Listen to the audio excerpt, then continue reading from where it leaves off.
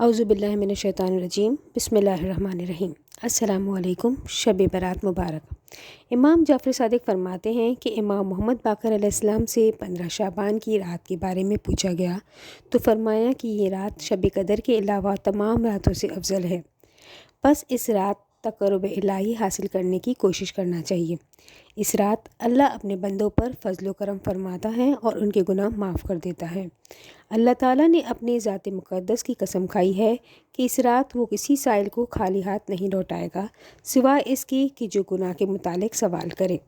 شب 15 شعبان نماز اور دعا استغفار کے لیے بیدار رہنے کا ثواب۔ امام زین العابدین فرماتے ہیں کہ جو شخص اس رات بیدار رہے تو اس کے دل کو اس دن موت نہیں آئے گی جس دن لوگوں کے دل مردہ ہو جائیں گے۔ کیا آپ 1,24,000 انبیاء سے مصافحہ لینا چاہتے ہیں؟ شب 15 شعبان کا بہترین عمل امام حسین کی زیارت ہے کہ جس سے گناہ معاف ہوتے ہیں۔ جو شخص یہ چاہتا ہے کہ 1,24,000 پیغمبر اس سے مصافحہ کرے تو وہ کبھی اس رات پر زیارت ترک نہ کرے۔ امام حسین کی چھوٹی سے چھوٹی زیارت پڑھنے کے لیے اپنے گھر کی چھت پر جائیں، اپنے دائیں بائیں نظر کریں، پھر اپنا سر آسمان پر بلند کر کے یہ کلمات پڑھیں: السلام علیکہ یا ابا عبداللہ، السلام علیکہ ورحمۃ اللہ وبرکاتہ۔ دعائے کمیل۔ علامہ مجلسی فرماتے ہیں کہ یہ بہترین دعاؤں میں سے ایک ہے اور یہ حضرت خضر کی دعا ہے۔ امام امیر المومنین نے یہ دعائے کمیل ابن زیاد کو تعلیم فرمائی تھی جو آپ کے اصحاب خاص میں سے تھے۔ یہ دعا شب نعیمہ شعبان اور ہر شب جمعہ میں پڑھی جاتی ہے۔ دعائے کمیل شر اور دشمن سے تحفظ، وسعت اور فراوانی، رزق اور گناہوں کی مغفرت کا موجب ہے۔ شب 15 شعبان اپنی دعاؤں میں دنیا بھر کے مومنین اور مسلمان، خاص طور پر پاکستان، ایران، عراق، شام، فلسطین کے مومنوں کی سلامتی کے لیے خصوصی دعائیں کیجیے۔ اس رات امام زمانہ کی نماز ادا کریں۔ نماز امام زمانہ کا طریقہ یہ ہے: نیت کریں میں نماز پڑھتی ہوں نماز امام زمانہ کی قربتاً اللہ۔ تکبیرۃ الاحرام کے بعد الحمد کا سورہ پڑھنا شروع کریں۔ جب ایاک نعبد و ایاک نستعین پر پہنچیں تو 100 بار اس آیت کی تکرار کریں۔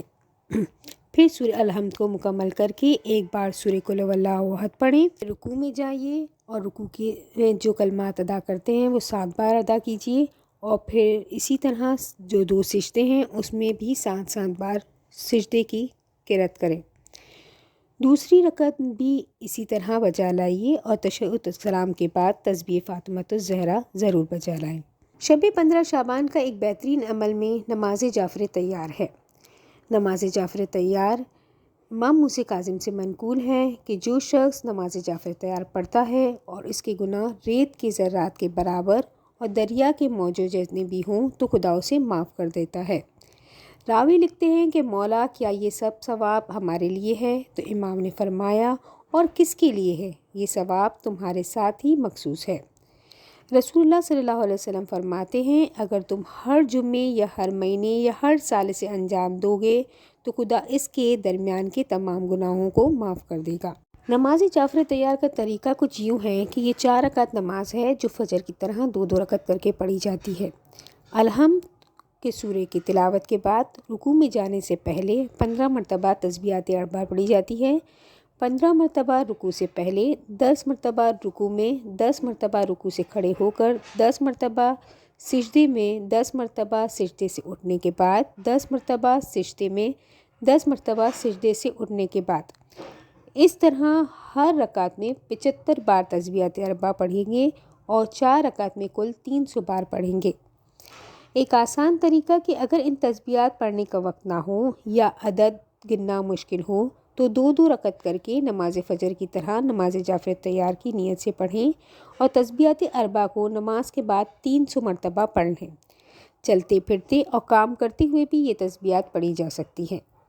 نماز جعفر تیار پڑھنے کا افضل ترین وقت جمعے کے روز زوال آفتاب سے پہلے ہے، لیکن یہ اس کے علاوہ بھی کسی بھی وقت پڑھی جاتی ہے۔ تسبیحات اربع کیا ہے؟ سبحان اللہ والحمد للہ ولا الہ الا اللہ واللہ اکبر۔ آپ سے گزارش ہے کہ جو بھی عمل کریں خلوص نیت کے ساتھ کریں، اپنے لیے بھی دعا کریں اور مجھے بھی اپنی دعاؤں میں یاد رکھیں۔